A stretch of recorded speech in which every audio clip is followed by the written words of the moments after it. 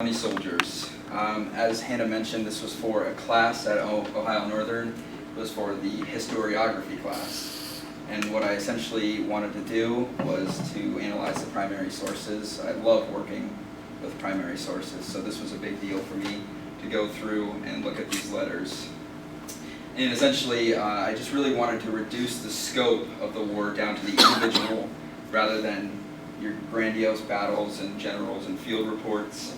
And as I researched more and worked with the letters, this evolved and almost devolved, because I started out with this grandiose idea that I was going to be able to figure out why soldiers from Allen County fought. And obviously, it didn't work out, but I ended up putting together a really cool story and learning who these guys were.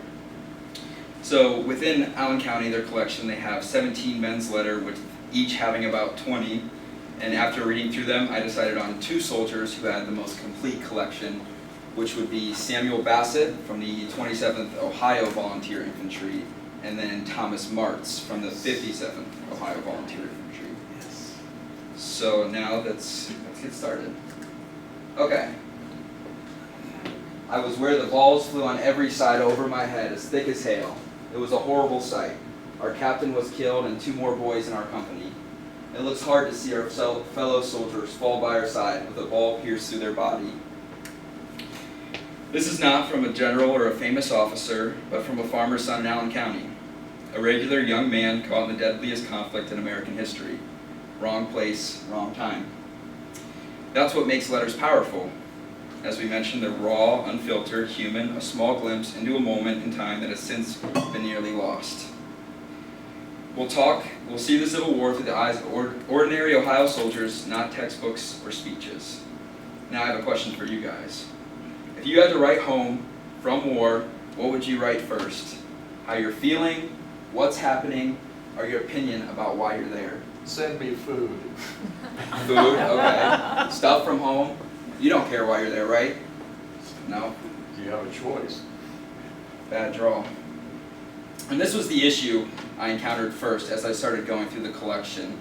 I started out with that initial research question looking at why they volunteered, and that just eventually evolved into telling their story. And so let's take a closer look at this first question, why fight? Historians have debated this for decades, more so on the Confederate side of things, less so on the Union side. And I wanted to see, were soldiers politically motivated?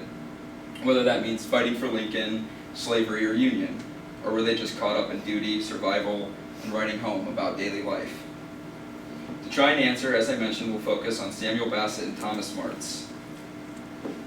Let's see what historians say about why they fought. And letters. So the Civil War was the first literate war in America. According to James McPherson, literacy rates were high compared to earlier conflicts. And he estimated that over 80% of Confederate soldiers and 90% of Union soldiers could write. Initially, at the time, these letters directly after the war were almost ignored for battle reports and field reports. According to Bonner, soldiers typically used diaries and letters, with diaries consisting of information about trivial matters such as the weather or what books they were reading. In contrast, letters contain information related to their personal experiences and feelings about the war. So we talked about how the Civil War was dubbed the unwritten war directly following it because people didn't look at letters as intensely. And modern historians have recently flipped that idea on their head, and now they're moving away from those field reports to the letters to get a glimpse on what really happened. And then so the books up there, James McPherson, What They Fought For, and The Soldier's Pen by Robert E. Bonner. They go into different things, they take different stances. James McPherson believed that soldiers were highly political, while Robert Bonner believed that they only talked about what was going on in the camp. So our Allen County case study can add evidence to this debate, so sit back and really listen to these simple words, scratched in haste, carried across miles of war. Yet within them you will find love, fear, faith, and hope. A heartbeat on paper. Let's get started. So Samuel Bassett, a young 15-year-old man, likely read this ad in the Lima Gazette. Who'll take the money? $402 bounty to veteran volunteers, $302 bounty to new recruits. Young men desiring to go into the Army can do no better than to enlist in the 27th Ohio Volunteer Infantry, now at Chattanooga. Come, hurry, volunteer, don't risk the lottery, the draft, that takes place soon. Apply to Captain E.G. Hamilton, 27th OPI Recruiting Officer at the Lima House. He lived on a farm in Bath Township with his parents and grandparents and tons of siblings. Despite his parents' objections, he enlisted with the 27th OBI on February 12, 1864, which is obviously much later in the war since it started in 61, so and this is likely due to his age. And throughout the war, he sent letters to the aforementioned parents and close relatives, but mostly they were addressed to his father and his grandfather. First off, so February 1864, a young Bassett just enlisted, and he started sending letters, the first of which was sent on February 22nd as he traveled from Columbus to Nashville by steamboat, train, and cart, which if you've only been in Allen County your whole life, and it's the 1860s, that's pretty cool. And he started writing about his experiences seeing the world, as is the case for many boys who volunteered to fight. He was mesmerized by the lands he'd only once read about. He wrote, "I have seen a great deal of the world since I left you. We went through mountains, we went through a channel 2 miles long." And interestingly, I noticed that whenever he talked about the landscape or described how he was traveling, it was usually addressed to his grandfather rather than his parents. Just a little tidbit. So then April 1864, he's starting to get into the service. He has an enthusiastic beginning. It almost seemed like an adventure to him before he got into combat. In March, he said, "I like soldiering the best kind." He had a quiet April marching, but he did mention that John Wallace Fuller, right there, was a coward because he failed to beat the rebels back. And after meeting people from Allen County, he asked his dad, who was drafted from back home, and whenever he talked about seeing friends, his language was always more positive and upbeat, like a connection to home, something that anchored him throughout his service. So he had quiet months, and then finally, in May 1864, he starts to get closer to the combat zones. So May 5th, he wrote to his father, "We arrived at Chattanooga at 1 o'clock on the morning of the 5th. We went and camped right at the back of Lookout Mountain, where our boys charged up that mountain and drove the Rebs away. I tell you now, it is quite a hill, and I haven't been to the top yet." And right there, that's the incredibly large mountain that the Union Army charged up. As the 27th embarks upon the Atlantic campaign under General Sherman, it was marked by difficult fighting. However, on May 20th, before combat, he wrote, "Well, Father, you asked how I like soldiering. By now, and I like it well so far. You mentioned you wanted to get a discharge for me since all soldiers under 18 were entitled to one. So you go ahead and get the papers showing I am under 18 and send them to the Provost Marshal and I can get my discharge." What I took from this initial talk of a discharge, it was more of a casual, nonchalant sort of get it if you can. But we'll see as we go through his letters that it progressively he gets more adamant about securing a discharge as he goes through different battles. And I've been teasing it, but finally, May 1864, he has his first taste of combat. On the 22nd, he wrote to his parents, "Well, Father, we had a considerable fight. We fought them 3 days with heavy losses on both sides. The fight was at Recessa, Georgia." Later, on May 31st, he wrote, "They have charged our breastworks several times, but it's just fun to lay in the works and listen to them come with a whoop and a yell till they get up within about 25 yards, and then raise and let them have a few rounds." So if you notice, there's nothing that gives away that he's disillusioned or upset with being in the service or that he wants to get out yet. But now, as we move to July, we're going to start to see that shift, that mindset in his writing to his parents. As the 27th continued fighting towards Atlanta, Bassett described the weather and later on said on July 14th, "I tell you now, the boys' rundown is considerable. We only have 28 men able for duty in our company, and if they keep running us on much longer, they won't have any in the company fit for duty. We lost 41 men killed and wounded in that charge we made on the 4th of July, 1864. And the turning point I found within his collections of letters was that July 14th, he began providing specific casualty numbers from his unit with noticeable frustration with the casualties. So now I want to get into that turning point and what I perceive to be what he struggled with. So quiet desperation consumed Bassett as he begged his father to secure a discharge. If you can recall, as we talked about, Bassett casually requested one. However, Bassett now became much more adamant. Unfortunately, his father was not able to secure a discharge. At this point in the war, it felt like it had devolved into a fight for survival, as Bassett simply tried to make it home. He wrote regarding the discharge, "Well, Father, I saw the captain about getting a discharge, and he said when the law was passed, there were so many days appointed to get one. And the number of days had expired before you sent the paper, and therefore he could not get one. He said only way I would get one was to go to the Provost Marshal Lima and get him to fix one out for me." Previous letters to Bassett's parents began with, "Time has placed an opportunity this pleasant afternoon that I would write you a few lines to let you know that I'm well in heart and hope and trust that those few lines may find you enjoying the same health." Right there. And this July 14th, there started to be a change in his opening. It moved from this optimistic opening to this right here. "Time has placed an opportunity of which I am now engaged in writing you a few lines to let you know that I am still on the land amongst the living and right side up." A lot different than the opening he led with before. I got a question. Is he with Sherman's group? Yes. I figured out. Yep, and we'll get to that too a little more. Most of the Ohio boys were. They had a hard-fought campaign. The 27th specifically saw a lot of battles. Recessa was a really bad one. As they started to move their way down Georgia, they had a lot of problems, especially problems with rations, food, health, and sickness as they moved through the swamps. Speaking of, he consistently described a poor food situation, and he constantly mentioned that he had chills and diarrhea as he campaigned. And then to close out 1864, Lima got a shout out. The only time he mentioned Allen County physically is when he compared Marietta, Georgia to Lima. He said, "This place is about twice as large as Lima, and some of the buildings a great deal larger than any in Lima."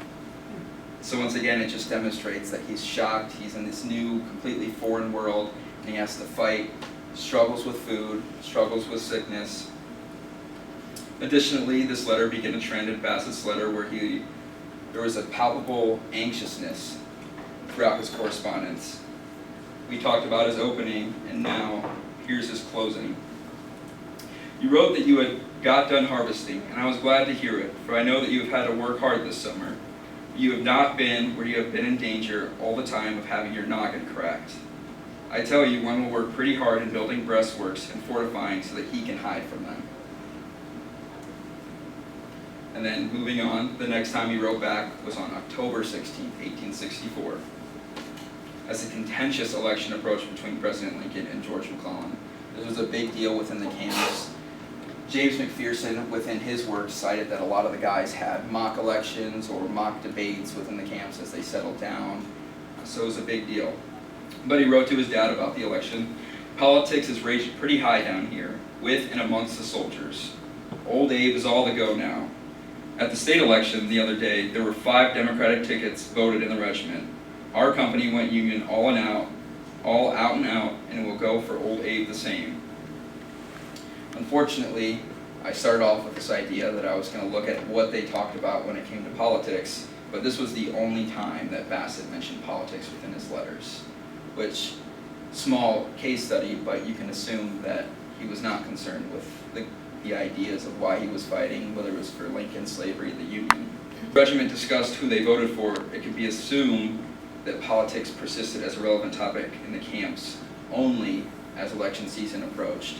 And as we get into our next soldier, that same trend continues. So, quickly, Bassett in conclusion. He started off saying, I like soldiering the best kind.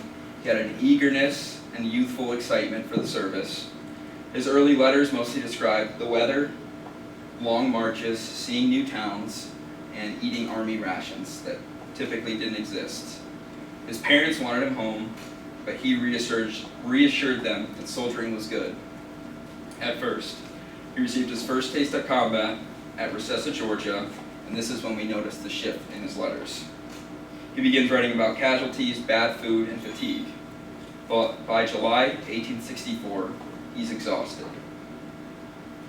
He writes about trying to get a discharge, and his letters show a transition. What I found was adventure, disillusionment, to survival. And he hardly mentions slavery, emancipation, or Lincoln until late 1864. And one of my favorite quotes from him was, "I have been down here in the Southern Confederacy enjoying myself with old Billy Sherman's raiders. Rebels call us Sherman swamp dogs." Which is a really cool quote. My second favorite is, "I consider myself a fixed institution in the Army and propose hereafter to devote my attention to making myself comfortable." And I can't say I blame him. So that was Samuel Bassett. That's our first guy. Are there any questions as far as... How long did he live? He survived the war. He passed, since he was only 15 at the time. He enlisted late, so he was lucky enough. And that's him in 1890. I believe he lived into the 1920s. I don't have an exact date for him. Go ahead. Lincoln's conscription or the lottery. Mhm. And I noticed, my question is the tone of the letters that you've read overall.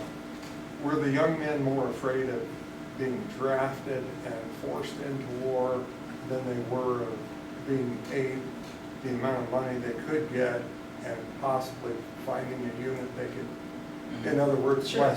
less of an evil that way? Yeah, I really didn't notice any talk of that. It was more the idea of adventure. It was like, I get to do this. I get to go fight. Yeah. And then obviously that slowly transitioned for the guys into something they couldn't escape, unfortunately.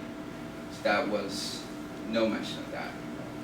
So did any of his letters ever mentioned later in going throughout Georgia towards the sea about the Confederates down there, if they caught which were Ohio boys out scavenging food, if they caught them, they cut their throats and laid them beside the road to scare other soldiers from doing the same thing. Yeah, there was not as much talk of that. And we'll get into it with the next guy, but the audience really shapes what you're going to say, obviously, when you're writing home. So next up is our second case study. It's Thomas Martz. He sent letters to his fiancée, Margaret Miller, throughout the war, and they lived in West Cairo, near Lima, before. Throughout his letters, Martz detailed the gory combat much more than Bassett, and this could be due to who the letters were being sent to, who he can confide in, a parent versus a fiancé. And then we read the quote from the beginning about seeing your captain in a body pierced with a ball. That was from Thomas Martz surrounding Vicksburg. So that was a big deal in his service, was Vicksburg. And he actually enlisted early. He enlisted in 1861, September, so much earlier than Samuel Bassett. And he began correspondence with Miller on September 27th, 1861, from the Finley, Ohio courthouse.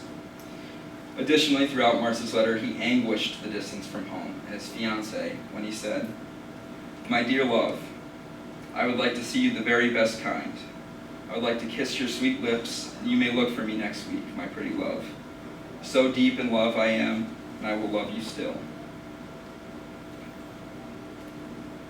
He opened with a similar opening to Bassett when they stated how they felt physically and emotionally, and I noticed that was a common trend throughout the letters, was saying how you felt, if you were sick, if you were hungry. Obviously that changed based on your mood, how optimistic or pessimistic you were. But similar opening, but Martz was certainly more open about feeling emotionally unwell, because I think that he was communicating with a fiancé, a lover, someone he could talk to. So moving on to February and March of 1862, He described that the camp struggled with the measles as he anxiously awaited to go down south and whip them bloody curses. Despite his lust for action, he wrote a letter on February 16th, a couple weeks later, which demonstrated the strain on the young soldier's heart being so far away from his fiancée. He wrote, "I am lonesome at times. I think of home a great deal, but I never was homesick yet. But I think if I was with you, I can enjoy myself a great deal better than I can here. This world is round, the sea is deep, and in your arms I hope to sleep." He indirectly detailed the mental and emotional toll that he endured throughout the time in the Union Army. Mark's writing eloquently and emotionally described his mental anguish from his fiancée, whereas Bassett's writing felt more detached from his correspondence as he described troop movements, weather, and health. I noticed it took less time for March to become completely disillusioned with the service compared to Bassett, as March wrote on March 22nd, 1862, "I must tell you that a soldier has a hard life to live. It is every man for himself. The bed is the soft ground, the rations are of hard crackers and a little salty meat and a little greasy coffee to wash it down. That's all we have to eat, and sometimes not that." A couple months passed by until July 1862 when he started writing again. While on the railroad to Charleston, March struggled to stay healthy. Again, this was a common theme throughout his service and for a lot of guys in the Civil War. As he marched through the hot sun and dust. As I mentioned, March's somber tone contributes to a clear picture about how he coped with the recent combat when he wrote, "William Spriggs, I do not know where he is or whether or not he is dead. Parson Conway is dead, and John Conway went home wounded." Whenever he talked to his fiancée, he would typically ask who had been sent to the service, who had been drafted. Margaret Miller would talk to the mothers of the boys and ask Thomas Martz for updates. And so occasionally there were times when they'd say Mrs. So-and-so asked if her boy's okay, because she hadn't heard from him, and a lot of times Martz just didn't know. But he was almost a telephone, since he wrote so consistently to his fiancée throughout the war. So closing out 1862, together we watched a notable change in his tone. He started out less optimistic, but still had a little bit of adventure in him, it seemed. From here on out, every letter mentioned some sort of statement about not seeing Miller again in this world. He wrote, "Sometimes I wish I was out of this world. This war is a world of sorrow. I see no pleasure in it at all. We are going to see some hard times again. I often think of the good times that we had a year ago. Perhaps we will not have the privilege of ever meeting again in this world. We are going where the enemy is, and I expect that we will yet fight. I was spared in one big fight. I do not know if this will happen again." The 57th struggled in difficult battles so far, but this would be nothing compared to what the men endured at Vicksburg. Vicksburg is notable for the tough fighting and the Union charges, but in the spring of 1863, Grant marched the Army of the Tennessee down the west side of the Mississippi River towards the fortress city of Vicksburg, Mississippi, against Confederate General John C. Pemberton. After failed assaults resulting in heavy casualties, Grant decided to besiege the city. This battle was critical for the Union to secure the Mississippi River. And I really just want to go through and look at a few of the letters while he was outside Vicksburg, because this is where he details combat the most within it.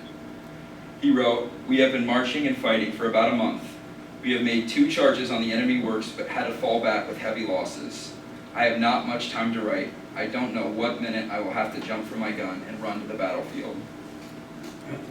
Later he wrote, "It may be the last opportunity that I will have to write to you. We are in great danger all the time. The cannons are roaring all the time, and the muskets. Our company was on picket Sunday night. We got within 50 yards of the enemy works, and some of us are shot." Despite everything, Martz held on to hope that one day he might return to his love. I really think that's what motivated him to keep going and to keep pushing through. While outside fortifications, he made a ring for Miller. He wrote, "I'm going to put a ring in this letter that I made while I was under the sound of the roaring cannon. It is not very nice, but it will be some of my work." And he closed, "Many miles apart are we, but I often think of the sweet Margaret of Liberty." Going back to our question talking about politics and whether the soldiers were politically aware of everything that was going on behind the scenes with Lincoln, we talked about how a lot of the men within the 27th typically mentioned politics as the presidential election approach. Well, this was an interesting case where we talked and he communicated with his fiancée about the gubernatorial election, which was Clement Vallandigham. So his mention of politics came on September 26, 1863, as Clement Vallandigham, who ran for governor of Ohio in 1863, while in Canada after being exiled by Lincoln, who referred to him as the fire in the rear. He wrote to his fiancée, "You say that Vallandigham is the man for you. I will beg to differ with you there, for he is not the man for me. You seem to think you are going to have a good time choosing old Vallandigham. I will hope you have a good time of it, for I am always your well-wisher, but I cannot agree with you there. You and I will not quarrel there about that now."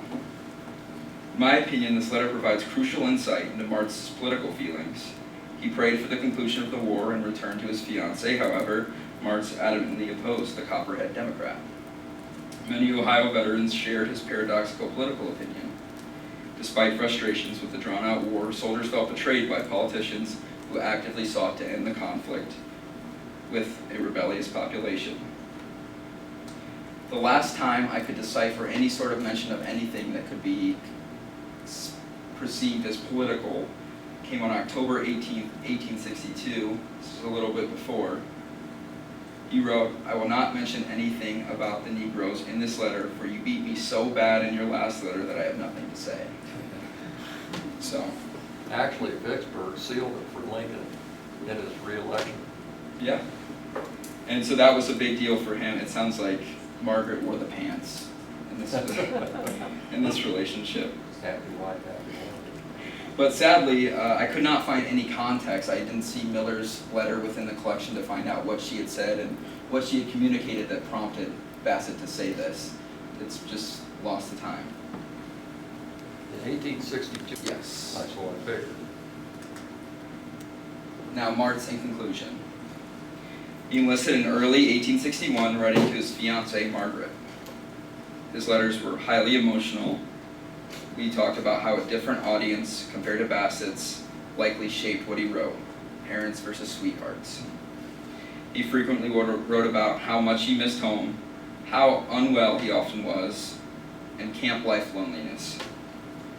His descriptions of Vicksburg are graphic, and they were the most graphic within the collection. They painted the clearest picture of what he was feeling as he was in combat.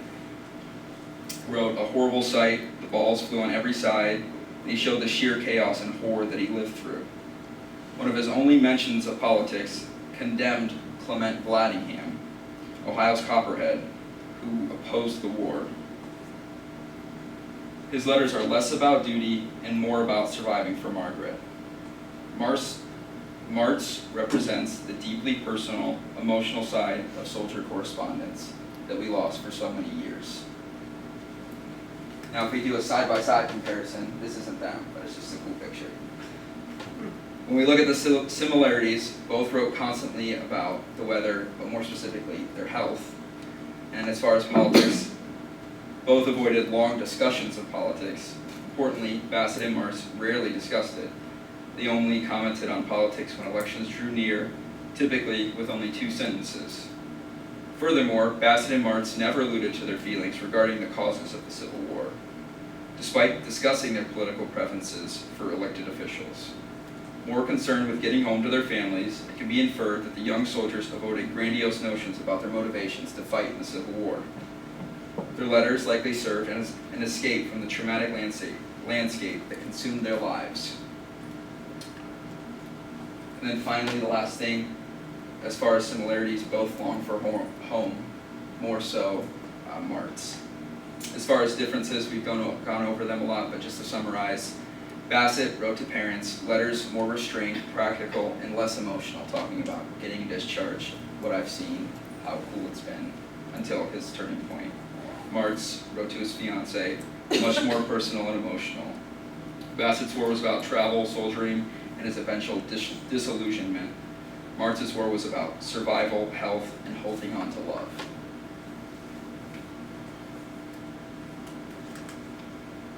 As far as our conclusion, Samuel Bassett and Thomas Martz refused to let the Civil War define them. Before the conflict, they were simply young men from Allen County, sons, friends, a fiancé. In the war, they endured blistering suns, endless marches, sickness, the heartbreak of comrades lost. Yet, through it all, they wrote letters, fragile lifelines, sent home to Allen County. In those pages lived their longing, their loneliness, their small glimmers of hope. Politics, causes, grand speeches, you won't find much of that in their words. No. Their letters reveal something deeper, something more human. They fought not for abstract ideas, but for the warm hearths of home, for family, for the promise of return. They carry the weight of laughter, of longing, of courage, of fear. They are the whispers of men in the field, the sighs of sweethearts left waiting, the echoes of lives suspended in time. Bassett and Martz remind us that history is not just about battles and generals. It is men and women who loved, who feared, who endured. And then we read their words. When we savor them, we give them life again. They were not defined by the war. They were defined by the love that carried them through it. And through their words, they live on. Thank you.